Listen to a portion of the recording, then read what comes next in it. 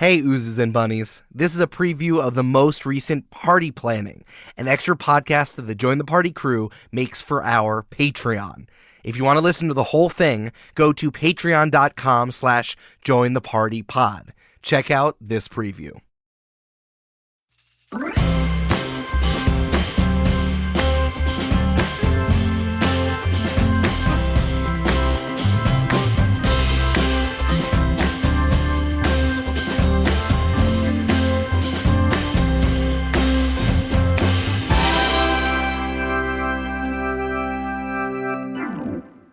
Julia, I have something very, very special that we can do here on Halloween. Oh, well, happy Halloween, Eric. Oh, happy Halloween. Sorry. I have something very special we can do. Okay. Julia, there's this old chemistry lab that I found on the outskirts of town. Whoa. And we can break in and make, like, videos of us breaking into an abandoned chemistry lab. That seems like a great idea and definitely not the start of a horror movie that I just watched the other day. Yeah, but then, Julia, we could be Netflix stars like Zach Baggins, your personal hero. My personal hero who I will someday, eventually, fight in the parking lot of a Denny's. I think it's good. Zach Baggins is going to try to replace your husband. It'd be like, we're too similar. Oh, no. If that happened, I think that would be really bad for me. Right. I don't want to have to fight my husband. All right, Julia, let's go in. Creak. Ooh. What's this big switch on the wall? Let's throw it. Oh, no, these monsters are doing a mash. Oh, no. I was working in the lab late one night. In character creation lab, we're back.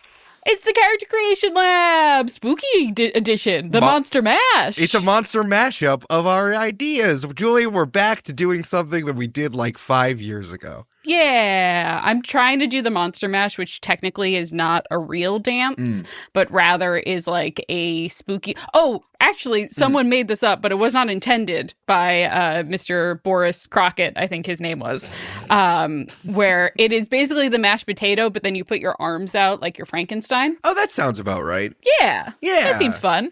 He was like, I don't intend this to be the case, but then people started doing it, and so I guess that's the Monster Mash. Nothing's funnier to me than, like, TikTok just brought line dancing back. Wild. Truly wild. It's like a part of queer culture now in LA, too, where it's like, yeah, you know, the lesbians just go line dancing on the weekends, and I'm like, Sure. Yeah. Sure. I guess I guess we have to figure out what this dance to Pink Pony Club. We got to go do it in public. Pink Pony Club. It's so downbeat. I just imagine there's a lot of lasso. There's a lot of lasso going on. A lot of sadness, a lot of lasso. Julia, we're doing the Character Creation Lab. That's where and I come up with stuff that you can put into your tabletop RPG campaigns however you want. Dungeons & Dragons, Monster of the Week, masks, literally whatever. We're not building the blocks, but we're creating the archetype. We're coming up with the ideas of what that could be, honestly. Yeah. So much has changed that I no longer have that adjective document that Fair enough. Many of our Discord patrons have given to me over the years. So now we're going to do something a little bit different. I'm going to use a random word generator from randomwordgenerator.com/adjective to give us 3 adjectives. But the thing that we're rolling on is this wonderful list of categories that you've come up with for us to come up with monsters. Tell us about it. I decided, you gave me the great suggestion of creating categories. I was originally going to be like, you know, werewolves, vampires, etc., like the kind of classic monsters. Yeah. But you're like, what if we like created more broader categories to give ourselves more room to play with, a larger sandbox, if you will. I said, what an idea Eric could have. What an idea the Eric in your life could have. Exactly. So I created a list of vague vibes, I would say, of categories of spooky creatures that you know and love. This is that great. We can kind of create more of a specified version of, depending on which adjectives we draw from the random creator. I mean, I like this because I think it has more to do, and I feel this way about monsters in general, whether Julia's watching horror movies or I'm reading the Wikipedia pages of said horror movies. That's how it works. The whole point of monsters is that they're metaphors for people's problems, right? So, like, that's what you're trying to do, especially when you're making a plot hook out of a monster. Like, what does it mean for this monster to exist is more important than, like, it being literally a vampire.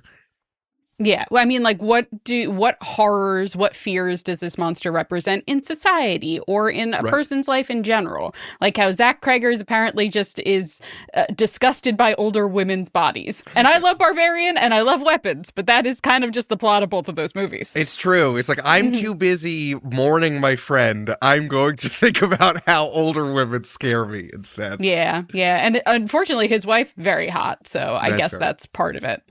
Julia, you know that my favorite horror movies are the ones that deconstruct the genre.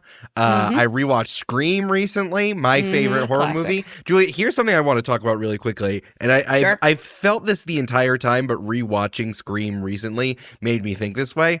The best commentary in Scream is not the literal deconstruction of the genre. It's not even Jamie Kennedy listing out all of the different rules or the fact that like it's so 90s that like they just do it for attention. The fact is that Ghostface is an anti-jump scare. Yes. Not only in the fact that he gets beat up more than a noir detective, more than Humphrey Bogart, but literally whenever he comes out of corners, he is billowing. So it's literally or coming up behind someone in the camera, which happens a lot. Wes Craven does this really well. It is always there are no jump scares in Scream other than David Arquette showing up being like, "Hi. It's me, David Arquette." It's like, I'm Dewey. Look at my hat. Like, there are literally no actual jump scares in Scream, which is why I love it so much. Yeah, and I mean, like, the jump scares that we do get are, like, literally, like, it's never actually Ghostface, right? Ghostface never jump scares the audience, which I think is incredible. I want to encourage people to go back and watch A Nightmare on Elm Street as well. Ooh. Because, so there's a certain point in Wes Craven's career where he had done Last House on the Left, he had done The Hills Have Eyes, right? And his daughter at one point is watching all these horror movies that he's putting out, and she's like, "Hey, Dad, why do the women just keep falling down and getting killed that way? Like, it sucks that these women are just like, I'm running away. Oh, I fell. Oh, no." And so Wes Craven was like, "That's a great fucking point, actually." And so from then on, there is always like a moment in his films where the villain gets absolutely wrecked by one of the characters that they're trying to kill, including Freddy. Freddy gets beat up a lot in The Nightmare on Elm Street. Yeah. Interesting. I didn't know There's that. one point where he's lit on fire and he falls. He is running up some basement stairs, falls down, slides down the stairs, and then gets back up again. That's incredible. I actually didn't know that. Oh, it's really good. Rewatch the original. It's wonderful and silly. It's so much better just to do this instead of watching Cabin in the Woods. I really like Cabin in the Woods, but I haven't rewatched it, and there are still some like traditional jump scares in it, but it's a little too like Joss Whedon. It's a little too... Because it is. Right, because it is, right. I forgot it was. But, like, the fact that it's so postmodern in the way that, like, everything is lampshaded, it's like you really... It kind of... Watching it in 2025 is like, we've done the... Like, the obvious critique of the genre is a little bit too on the nose. Like, just go watch all the Scream movies instead. You know what I mean? Yeah. And, like, that's the interesting part about, like, Scream 3, for example. So, like, I don't want to spoil... It's the best. No, Scream 3 is so good, though. So, okay, yes and no. So, Scream 2 was interesting because Scream 2 is a commentary on this idea of, like, people like, oh, I'm doing violence because the movies that I watch are violent, and so I did violence. And then in between Scream 2 and Scream 3... Columbine happened. Oh. And they were like, so we can't have any violence in this movie really at all. And so Wes Craven's like, it's Scream, bitch. What are you talking about?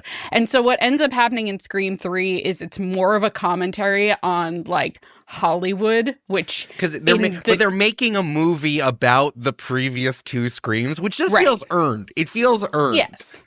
But also like, in hindsight, it was produced by the Weinstein Company, and there's very clearly a character that is based on him.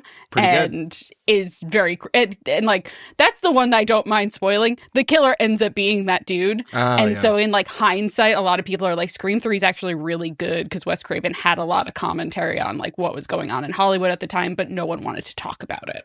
So also shout out to Scream 2 that's the one where they introduced black people, right? Yes. Scream 2, the first victims are Omar Epps and Jada Pinkett Smith. Incredible. It's so good. All the Scream movies, literally all of the Scream 6, not good. Don't watch the reboot. It's not good. I like the requels. They had the opportunity to do something really interesting with the requels. Yeah. And then they fired Melissa Barrera for saying, hey, there's a genocide happening in Palestine. Yeah, but like also they suffer from all requel. Yeah. But it's a commentary on the requel too, which I think is like pretty good. It's aware of itself. Yeah, so but Jasmine Savoy Brown's a terrible actress, so it's fine. I like Jasmine Savoy Brown, but that's fine. That's not a here or there. Yeah, I think she's bad and she's not a nice person. It's fine. Okay, so here's we're gonna talk about we're gonna do the thing that we're doing. We talked about horror movies, and it's all remember. The thing about horror movies was my whole point. It's more about introducing fears and themes and what the monster actually represents. So, Julia, talk about the categories you came up with. So the categories we have, we're going to be rolling a D10 for our creating of our monsters. Yeah. I have number 1, ghosts and ghouls. Classic. Just ghosts and ghouls? Ghosts and ghouls. Just ghosts and ghouls. Number 2, undead, fancy. And what's the next one? Number 3, undead, gross. Okay, so I asked about this before, but you said that the undead fancy was like vampires. And the undead gross were like zombies.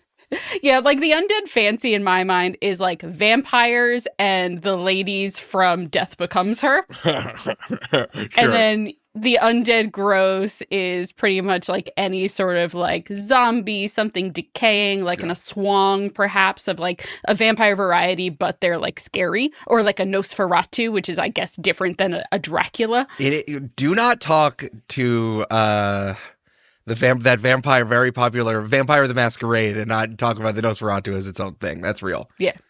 I like that undead fancy is the lich in its first form, and undead gross is lich in its second form. Precisely. Good. Like, is our fear the fear of never dying or like becoming a parasite in order to maintain our life? Or is our fear of the dead the fear of like decay and rot and the idea that our body is eventually going to die itself? Cool. This next one, number 4, doesn't need any explanation. It's animal hybrids.